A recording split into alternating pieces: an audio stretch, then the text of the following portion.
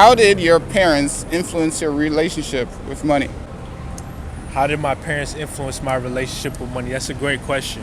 Okay. So, first of all, my parents have always worked as entrepreneurs, in a sense, independent as a sense. My father was in restaurant cleaning for as long as I was alive and doing renovations. And my mom was a registered nurse, so she traveled around the country and the U.S., always brought us with her. So from that point, as a young man, it showed me the value in working on your own time. Oh, okay. Not necessarily a man tell you to clock in every second. You don't like that. Yeah. So that independence, I seen that, and I like the opportunities that it brings.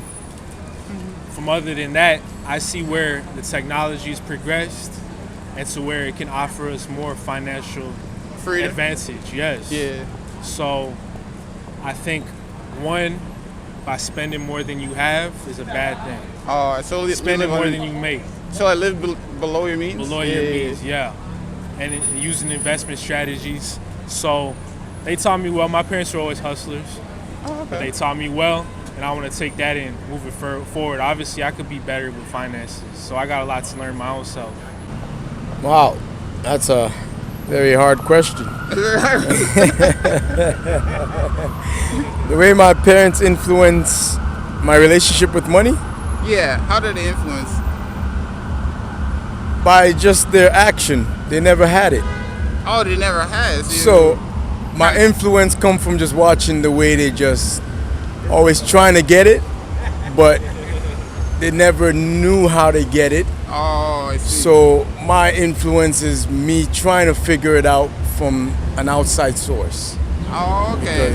Because like you got a better opportunity than they did, right? Correct, maybe so. But they've been here also the amount of time. I just feel like it's money making is motivational. So in that way they motivated me. They motivated. Oh, so they motivated you. They motivated. Okay, my father motivated me, my mother motivates me.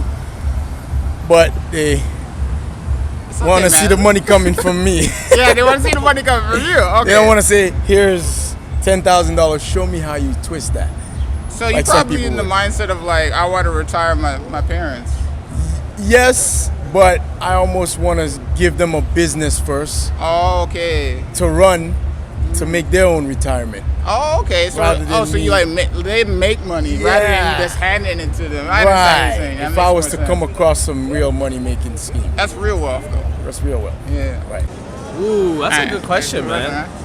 I mean, we're immigrants, so we came here back in '96, and for money, right? Oh, yeah, for money. But that's why we immigrated, to get a better life. My parents were doing all right. Where we're from the east. We lived in Saudi Arabia. Oh, Saudi Arabia. Yeah, my dad was an engineer there. He was great, but over there for immigrants, you don't get a chance as children. So he's thinking about his kids, me, the siblings. Oh, to give you the shot. To give us a shot, because there you can't really get the economy and workforce, and there's a whole system that it's not easy for immigrants to climb up. So I mean, we came from the bottom when we came here. We lived in Crescent Town, Danforth. I don't know if you Vic Park, Danforth. Crescent Town was kind of like Bangladesh Central. Oh wow! And I couldn't buy anything. Oh shit! Because literally we couldn't. Like it was just survival means. So growing up, I learned very fast that things cost something. Yeah. When you go to the mall, I see a really nice pair of shoes. I remember a story where I saw these Nikes and I really wanted. I was probably like 8 or 9 years old. Okay. I really wanted those Nikes, and my parents were like, no, we just can't do it. We just can't. And then he would take me to like the Payless shoes and buy something. And what's funny is even at that age, I knew that I was getting something that's not worth the same as those Nikes. Okay. Which is interesting because I remember that. You think as a kid you would just be like, they're all the same. Brands and stuff. But no, the influence was real because when you come to the West. And so much happens, you start to see all the advertising, it all gets inside of you of what's valuable and what's not. Yeah. And Nike is here, and some no-name brand is like this, like Walmart's down here. So as a kid, I used to think, it's not nice that I can't just get anything. I better work hard. So that's one. It's a very positive thing. My parents. So like hard work, and that making money is like you have to put a lot of effort into it. So that's Yes. the influence that they had on you. That's the influence that money is not easy. Yeah, not easy. It's not easy. Yeah, That's for sure. But we come from, you know, it wasn't everything. Money wasn't everything, but it's not easy to get it. My parents, I'll be honest, my parents did teach me a lot about financing, like saving. They always, from young, they always, you know, at least told us to save $1 a day, you know, or something, yeah.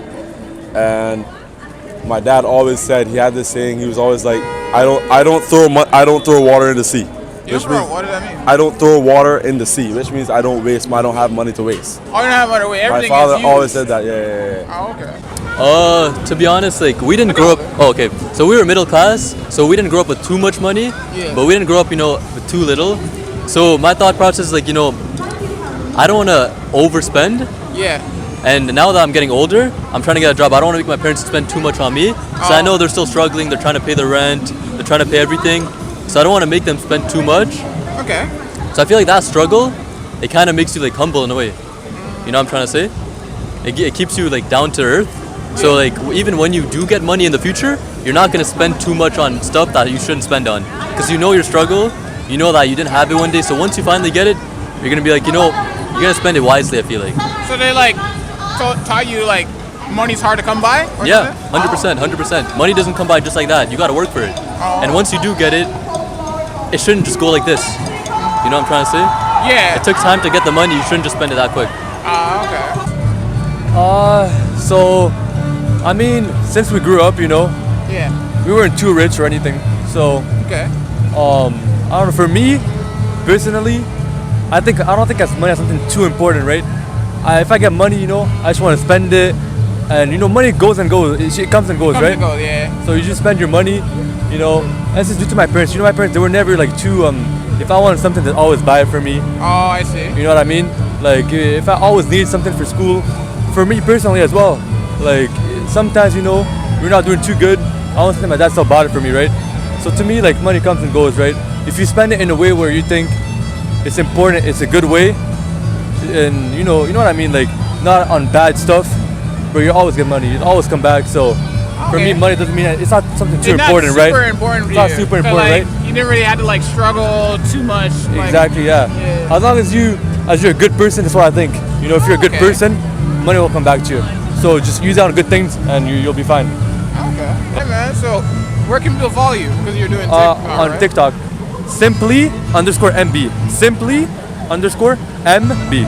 Okay. Cool. And my IG is Marwan, MAROUANE ._.B. Oh yeah, cool man. Yeah, you got that? Yeah, I got it. Hey, well, it got it. Appreciate you so much, man. Appreciate you, man. Hi, my name is Milo. I make interview videos every week, and I run an online Japanese and English language exchange. Check the description below if you're interested in meeting new people, and don't forget to like and subscribe. See you next time.